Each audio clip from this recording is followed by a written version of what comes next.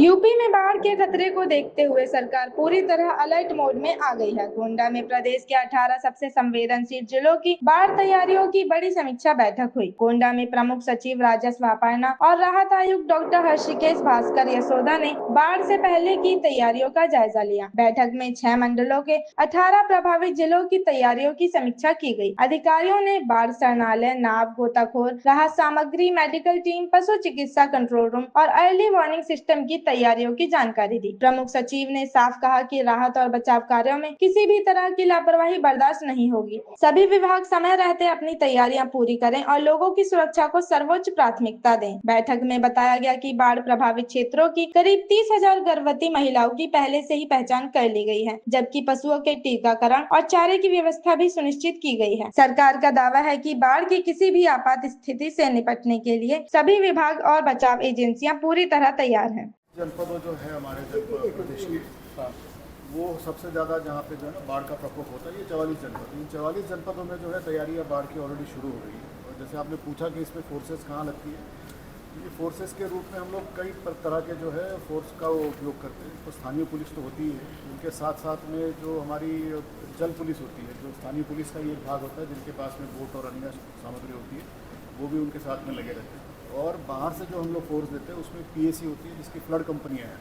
17 कंपनियां पूरे प्रदेश में जो है अलग अलग टुकड़ियों में बांटी गई है और जो तैनात होंगी। उन्हीं के साथ साथ जो हमारा एसडीआरएफ होता है, स्टेट डिजास्टर रिस्पांस फोर्स, ये एसडीआरएफ की टुकड़ियाँ भी जो है इन जनपदों में प्राथमिकता पर भेजी गई है ताकि वो जिला प्रशासन के साथ में मिलकर राहत का कार्य कर सके। इनमें अगर हम लोगों को कमी होती है तो हमारे पास में हमारी मदद के लिए जो है राष्ट्रीय स्तर का जो नेशनल डिजास्टर रिस्पांस फोर्स है, एनडीआरएफ, उनकी भी जो है टुकड़ियाँ यहाँ पर उपस्थित है। इनके दो मेन जो है इनके बेस होते हैं, एक बनारस में है और एक जो है इनका गाजियाबाद में है। तो वहाँ से जो है ये अपनी टुकड़ियाँ जो है बनाकर अलग अलग जनपदों में पोस्ट करते हैं। ये सारी टुकड़ियाँ जो आज की तारीख में सब जनपदों में पहुँच गई है और वहाँ पर पहुँच के जो एरिया होता है उसकी जानकारी लेना, उससे अपने आप को वाकिफ करना, लोगों के साथ में समन्वय करना और जो स्थानीय नाविक और स्थानीय जो गोताखोर होते हैं, नाविक होते हैं, उनके साथ में मिलकर राहत की जो योजना होती है उसके ऊपर वो लोग कार्य करें।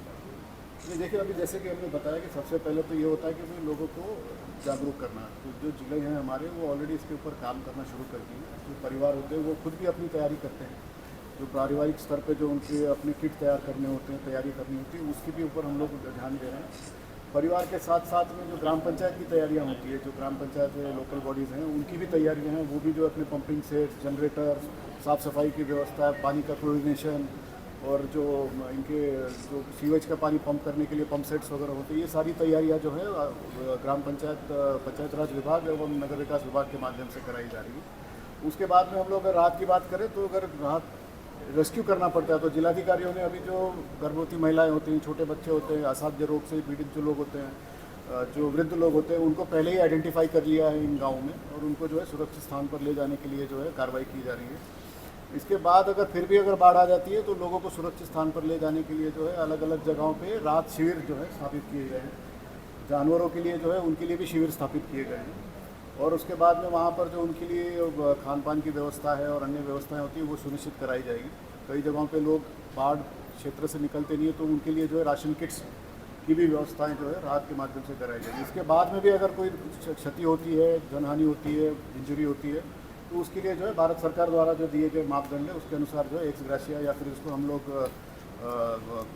जो है अनुग्रह सहायता कहते हैं, तो वो हम लोग जो है उनको मुहैया कराएंगे। तो मैं ये भी बताना चाहूँगा कि जैसे बारिश में जो होती है तो नगरीय क्षेत्र में खास करके जो जर्जर भवन वगैरह होते हैं वो कभी कभार गिर जाते हैं, तो उससे कोई दुर्घटना ना हो इसलिए भी हमने निर्देश दिए हैं और उसकी भी लगातार मॉनिटरिंग कर रहे हैं कि ऐसे भवनों को चिन्हित करके वहाँ पर लोगों को सुरक्षित स्थान पर जाने के लिए कहा जाए और उनको ये भी विवश किया जाए कि वो उसको रिपेयर भी करें। सबसे पहले ये है कि हमारे यूपी में 44 ऐसे जनपद हैं जो बाढ़ के लिए सेंसिटिव माना जाते हैं। हर साल बाढ़ की कितनी क्वांटिटीज़ में आती रहती है। 118 तहसील जो है इससे प्रभावित होती है और ये 18 जनपद ऐसे हैं जिनकी आज हमने समीक्षा की है जो अति संवेदनशील क्षेत्र में श्रेणी में आती है। और आईएमडी के अलर्ट के अनुसार अगले 3 दिन में नेपाल की तरफ बारिश की वजह से संभावित है कि हमारे यहाँ अब बाढ़ की शुरुआत हो। तो इस कारण ये बैठक आयोजित किया गया गोंडा में। Commissioner Gonda has helped us in getting this organized, जिसमें हमने जनपदवार हमने समीक्षा की है कि इनकी बाढ़ की तैयारियां क्या है, चाहे वो टेंडर की हो, बाढ़ शरणालयों की जो एस्टैब्लिशमेंट का हो, इक्विपमेंट की प्रोक्योरमेंट का हो, व्हीकल्स के लिए हो, नाव का हो, जो आउटसोर्सिंग ऑफ कर्मचारी हो, सभी बिंदुओं पर हमने रिव्यू की है।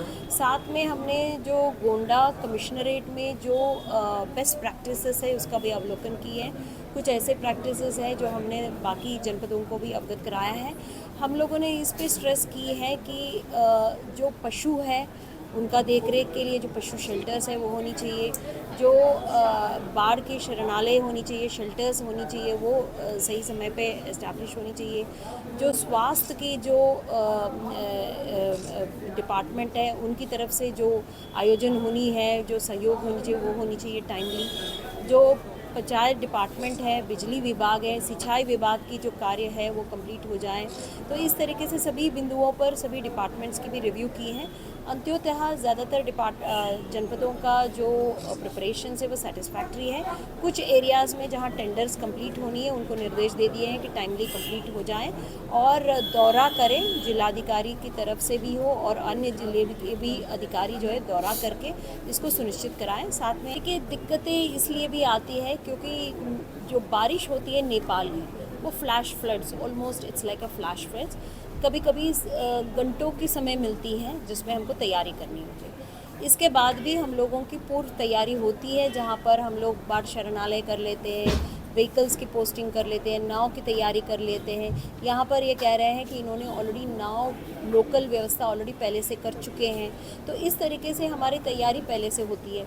कई जगहों पर दिक्कत ये होती है कि लोग शिफ्ट नहीं करना चाहते, वो अपना प्रॉपर्टी, अपना मकान या अपना जो जानवर है उनको छोड़ के जाना नहीं चाहते हैं शरणालय कभी कभी कि वो पूरा एरिया डूब जाती है तो 5-6 किलोमीटर दूर नहीं जाना चाहते। तो इसके लिए एक इंतरिम व्यवस्था बनाया गया है लोकल लेवल पर कि ऊंची जगहों पर उनको वहीं पर सुविधाएं दें। इन्होंने कुछ अच्छी किट्स बनाए हैं जिसमें उनकी एम्यूनिटीज़, टॉयलेटरीज़ है, किट्स है, वो दिया जाता है, खाद्यान्न वितरण किया जाता है। तो हमारा प्रयास ये रहते है कि उनको फुल फ्लेज शिफ्ट करें। अगर शिफ्ट नहीं हो पा रहे हैं तो वहीं आसपास ऊंची इलाकों में उनको वो व्यवस्थाएं दें जिनसे उनकी प्रॉपर वहाँ पर मैनेजमेंट हो। ड्रेजिंग जो है वो सिंचाई विभाग द्वारा किया जाता है एंड एक टेक्निकल व्यवस्था है, हर जगह ड्रेजिंग नहीं हो पाता है, उसके लिए टेक्निकल एक फिजिबिलिटी मैपिंग होती है। एंड मुझे बताया गया दुर्गा ने कि यहाँ पर ऑलरेडी 3 प्रोजेक्ट्स बड़े टेकअप हुए हैं जो ड्रेजिंग होती है, तो हर जगह ड्रेजिंग फिजिबल नहीं हो पाती। सिंचाई विभाग के टेक्निकल लोग हैं वो बता पाते हैं और यहाँ ड्रेजिंग हो रही है। एंड इसके अलावा सिंचाई की जो वर्क्स है, चाहे वो स्पर्स हो, पॉर्क्यूपाइन हो, उसकी भी व्यवस्थाएं हो रही है। कई काम सिंचाई विभाग द्वारा किया जा रहा है। तो अभी जो हम लोगों को दिखाया गया है, सिंचाई विभाग के अधिकारी भी हैं कि ऑलमोस्ट 70% तो काम हो चुके हैं, जो काम बाकी है वो प्रगतिशील है, वो बता रहे 1 हफ्ते के अंदर कंप्लीट होगा। कितने जिलों का बाढ़ समीक्षा आज हुई है? इसमें हम लोगों ने 18 जनपदों की जो अधिकारी आए हैं, जिन पे गोंडा के जो जनपद हैं उनकी जिलाधिकारी आए हैं, गोंडा कमिश्नरेट के, और बाकी जगहों से एडीएम्स आए हैं। जॉइंट कमिटीज़ नेपाल के साथ हैं, जो बॉर्डर कमिटीज़ बनती हैं वो उसकी नज़र रखते हैं। ये डेली बेसिस पे इंफॉर्मेशन की आदान प्रदान होती है, सिंचाई का भी होती है और जनपद स्तर पे भी नेपाल के अधिकारियों के साथ हमारे समन्वय रहती है। बट अक्सर ओवरफ्लो इतना होता है क्योंकि वो माउंटेन एरिया से होता है, ओवरफ्लो इतना होता है कि कंट्रोल में नहीं रहती।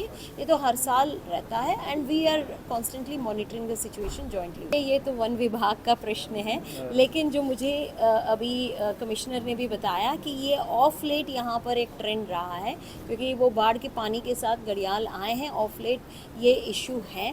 तो सबसे पहले इसमें सबसे बड़ा रोल होता है गाँव के अधिकारियों की। तो ग्रामीण इलाकों में मैं अनुरोध करूंगी हमारे एसडीएमए से भी कि ऐसे एरियाओं को आइडेंटिफाई करके वहाँ लोगों को ट्रेन करें, वहाँ लोगों को सचेत करें, अवेयरनेस करें कि जहाँ पहले वो ऐसे ही पानी में कूद जाते थे, अब उनको ये सचेत होनी चाहिए कि यहाँ पानी में मगरमच्छ हैं। तो सबसे पहले हमको वहाँ पर जो लोग हैं वहाँ ट्रेन करनी है, ग्राम पंचायत अधिकारी, लेखपाल, उनको सचेत करना है। फर्स्ट रिस्पॉन्डर के तौर पर वहाँ पर जो लोग हैं उनको हमको ट्रेन करना है क्योंकि घड़ियाल तो घड़ियाल है और प्रोटेक्टेड वाइल्ड लाइफ है, तो उनको भी हमको ध्यान रहे ना, इसमें फॉरेस्ट डिपार्टमेंट्स का बहुत बड़ा रोल है।